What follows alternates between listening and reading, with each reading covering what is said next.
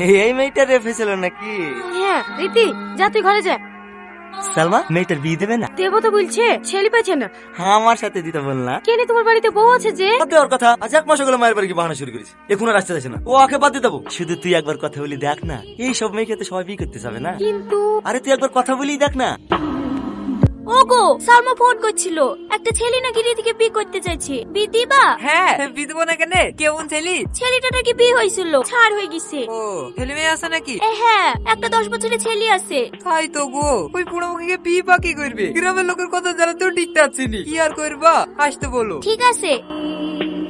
কি রে, এখনো বসে আছিস যে? লেজামাটা পড়িলে? আমি যাবো না। দেখ, জেদ করিস নি, আব্বা কথা দিয়ে ফেলেছে। তুই কি চাস আব্বার মান সম্মানে ক্ষতি হোক? দেখি চলে আসবি। দেখতে গেলে তোর বিয়ে হয়ে যেতে না। লে ভাই লে, জামাটা পরিলে। দেখো ভাবি, আমাকে জ্বালায় না, মেয়েদের উপর আমার কোনো বিশ্বাস নাই। তুই শুধু রীতিকেলেই পড়ে আছি, কোটা মেয়েকে দেখলি? আমার 1000টা মেয়েকে দেখা দরকার নাই, একটা মেয়েকে ভালোবেসে বুঝে গেছি। মেয়েটা কত খারাপ, এতদিন ধরে ভালোবাসে নাটক করি শেষ পর্যন্ত অন্য একটা ছেলের সাথে পালিয়ে গেল। ও পালাইনি, তোকে যেটা বলেছিল ভুল বলেছিল। আসল ঘটনা শুনলে তুই তো আরো বেশি ঘৃণা করবি। আসল ঘটনা মানে?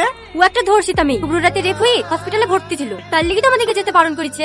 তাহলে ও কোনো ছেলের সাথে পালিয়ে যায়নি? না। তুমি এই কথাটা আমাকে আগে বলবো না। ছি, আরে আরে, এ কি করছিস? আরে আমাকে ভাবি আর কেউ না জানো, তুমি তো জানো আমি দিকে কতটুকু ভালোবাসি।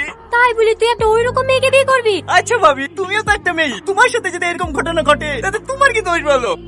যাও ভাবি, তুমি আব্বা মাকে কি বলো, আমি আজকে রীতিকে বিয়ে করবো। কিন্তু তুমি যাবা? ঠিক আছে ঠিক আছে, আমি যাচ্ছি। বলো মা, কবুল? এই রীতি, বলো কবুল। আমি বিয়ে করবো না। বিয়ে করবি মানে? এই দাঁড়া, রনি তুমি? আমি তোমাকে বিয়ে করবো। কিন্তু আমার তো চুপ করো, আমি সব জানি, তাতে আমি কিছু যায় আসে না। আমার কানা করে পাগলি কোথাকার। আরে বসেন বসেন মৌলানা সাহেব, পাত্র চেঞ্জ হলো তো কি হলো, বিয়ে আসলেই হবে, যাবা ওইখানে কি বসগা। নিবাসী রাজেশ মন্ডলের একমাত্র পুত্র 5001 টাকা দেনমোহরের পরিবর্তে তোমাকে বিয়ে করতে রাজি। বলো মা, কবুল? কবুল কবুল কবুল।